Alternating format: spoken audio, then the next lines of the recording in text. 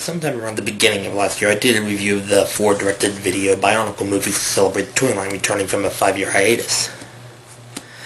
And I can already tell this has probably been the most divisive year in Bionicle's history, with some fans liking the new style and others wishing for the originals back because, well, they're the kind of people that hate change. Me, I'm just glad it's not fucking Hero Factory. Now, if you've been following me since 2012, which I doubt, actually, then you may remember that I did a review of this, the Bionicle game released in 2003 to go along with the first movie, Mask of Light. It's been about 4 years since then,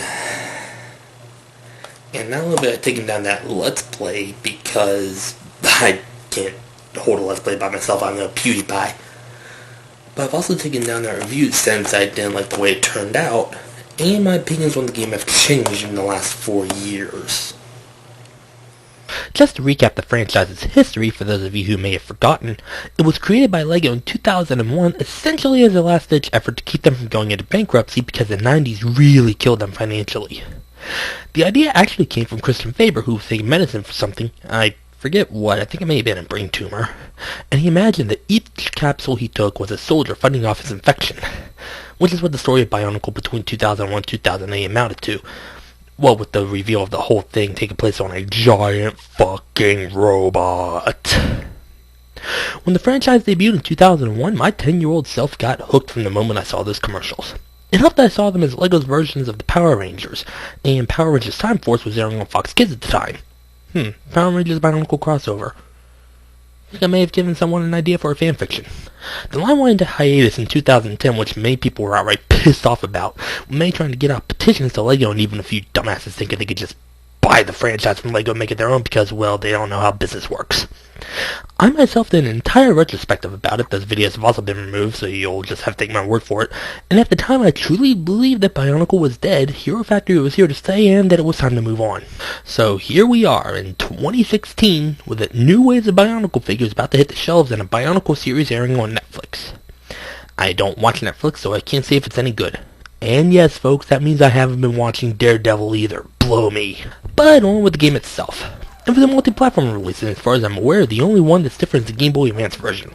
The PlayStation 2 version, which is what I'm looking at, is exactly the same as the GameCube, Xbox, and PC version, so thankfully we don't have a Sonic Heroes situation on our hands.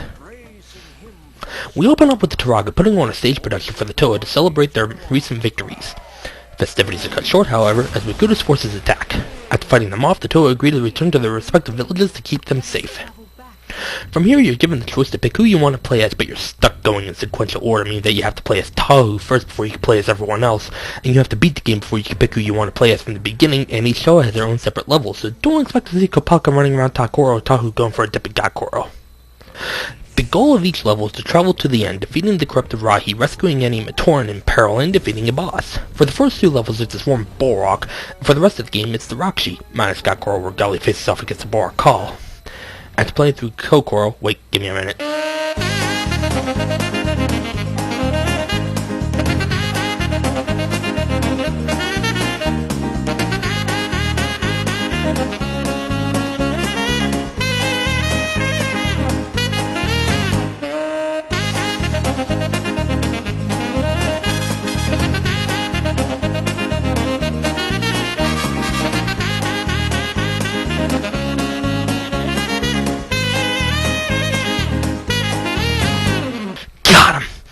Anyway, after playing through Kokoro, the Toa and Mata are reconfigured into the Toa Nuva. And this brings up one of the problems I have with the game. The thing feels incredibly rushed. Now, that could be attributed to the fact that Electronic Arts had to get the game out in time to coincide with the release of the movie Mask of Light. But what I want to know is how long did they have to work on this thing? They began working on Mask of Light around, I want to say, mid-2002 for a late 2003 release. So it would stand to reason that EA had the same amount of time. And in that time, they could have given us a game chronicling the first 3 storylines. The Toa arriving, the first battle with Makuda, the Borok swarms, the Toa Nuva losing their powers to the Borok Call, and finally the Mask of Light. But we don't even get to see the Borok in this one. It's just 2 quick levels, and then we take control of the Toa Nuva. That's another problem I have with this game that I'd like to address before I get to the recap. It just seems dull. But I'll continue my rambling on that with the gameplay segment of this review, on with the recap. Next we take control of Gali, the Toa of Water, who discovers the rock she had been set free. Hold it! Setting them loose a little early, aren't we? Gali meets up with Pohatu, Toa of Stone, and tells him to go warn Onua. And in order to get to Onukoro to warn the Toa of Earth, we have to play a quick round of minecart madness. And it's shit. Anyway, he meets up with Onua, who has his own rock sheep problem to deal with. Now, why didn't we have a level based on that scene in the movie? We could have had a level where the rock sheep attack Onukoro and Onua and Pohatu had to fight them off, but nope. Just another slow platforming adventure with an anticlimactic fight with our rock sheep at the end. Gali, meanwhile, has gone off to talk with Liwa, Toa of Air, who races off to protect his village, Likoro. I will say that Liwa's got the better gameplay style of all the characters. That's not to say the other characters are lacking in it, but well, we'll get to that. Back in Takuro, Takua the Chronicler has discovered a mysterious mask of light and the rock shear on his tail, so Tahu has to go after him. By way of lava surfing! It may not look like it, but we're professionals. Do us a favor. Don't try this at home. Whoa! He manages to beat the rock sheep just as the mask of light attaches itself to Takua, turning him into Takanuva, the Toa of Light, who goes off to fight Makuta. And wow, people say the fight between Takanuva and Makuta in the movie was lame. But at least that was fun to watch. This one is just that tennis battle between Link and Ganon in Ocarina of Time. Only this time we don't have nets or empty balls to bounce the energy back with. When Makuta down, Takanuva plants his mask on Makuta's face, fusing them together into Takutanuva, who then opens a door. Okay, the idea was that, like in the movie, they were attempting to awaken Mananui, but we all know that that wouldn't happen for another 5 to 6 years. I'm not willing to call this game good. I'm not willing to call it bad. It's just sort of there. My biggest problem is the rush story. They could have easily allowed us to play through the 2001 to 2003 storylines, and then there's the dull as hell gameplay. I don't go out of my way to play boring games, and I'm sorry to say it, this game bores the fuck out of me. There was so much potential here, and well, I don't think any of it was wasted per se. I don't think they put their all into it. And it's not entirely EA's fault. They just distributed the game. It was developed by Argonaut Studios, who made the Emperor's New Groove on the PlayStation 1 not even 3 years prior. So why couldn't we gotten a game of that quality? And like the Emperor's New Groove game, this game doesn't utilize the voices from the movie. The voices they did get are most likely in-house names, as I can't find them credited anywhere, and they do a passable job, I suppose. I'm not asking for Metal Gear Solid quality voices, just voices that don't sound like Resident Evil 1 voices. Good God, that was terrible. The presentation is okay for the generation standards at the time, but as I said, it's the gameplay that really bothers me. We are the Toa, the masters of the elements, but the game never takes advantage of that unless you count Gali swimming through Gakoro or Liwa gliding through Likoro. I want to torch enemies with Tahu, freeze my enemies with Kopaka, summon a tidal wave with Gali, punch him through a rock with Pohatu, drop a mountain on them with Onua, and blow them away with Lia's tornadoes, but instead, I just shoot out energy balls.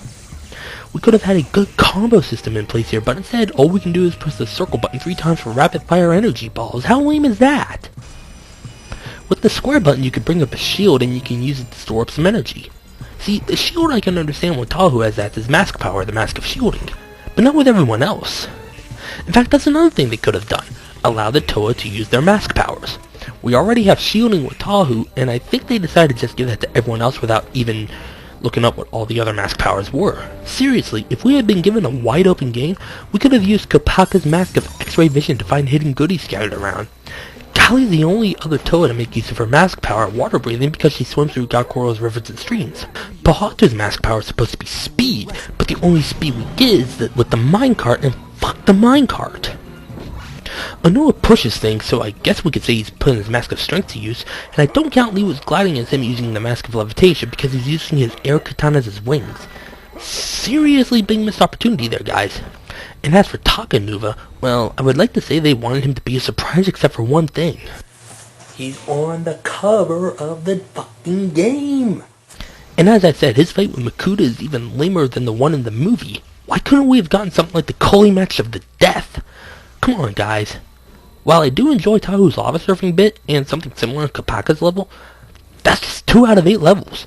That means that I actually only enjoy about a quarter of the game, and even then, the word enjoy is a bit of a stretch. I see that the music would help alleviate that, but here's the problem. I barely pay attention to the music, and it's not because there is no music, but because the music just isn't interesting. Using the movie as a comparison again, here's the main theme of the movie.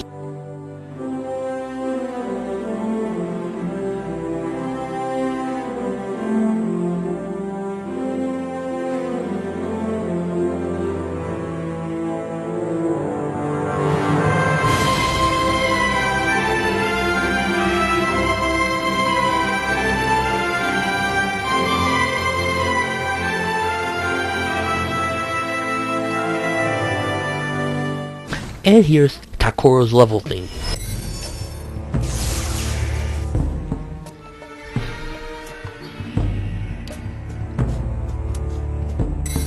And every tune in the game is like that.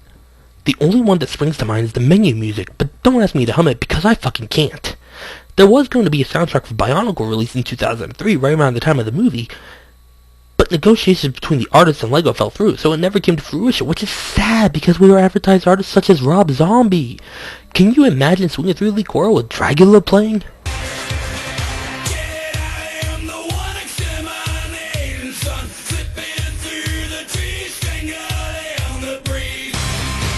But wait, this is Licora means something a bit more fitting. I was gonna clean my room until I got high.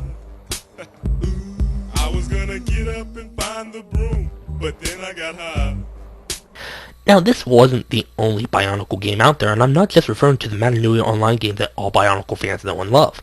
There was Matoran Adventures, A Quest of the Toe on the Game Boy Advance the year prior to this one, and the year after, also for the Game Boy Advance, there was Maze of Shadows.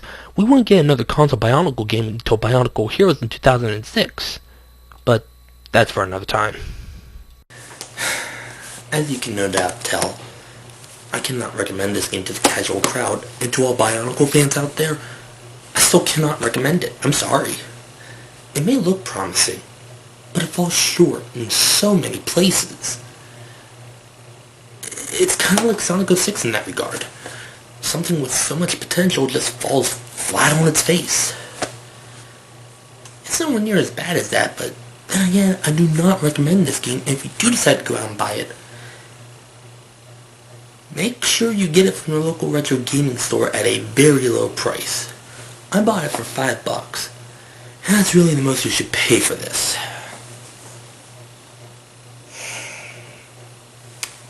I need to do something else. I love Bionicle, but I don't like that game that much. What's this?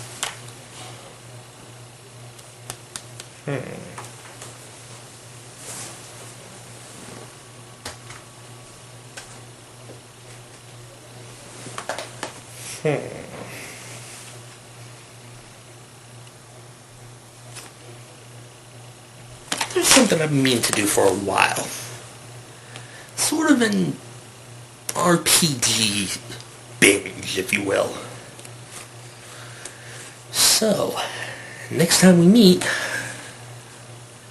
and I'm going to put this out there right now, if you don't like the subject matter, don't watch the next video.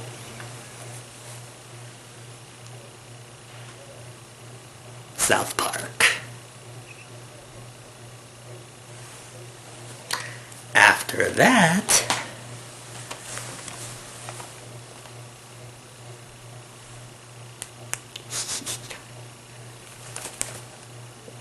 the idea is that this will all lead up to my Christmas special. So let's hope it does.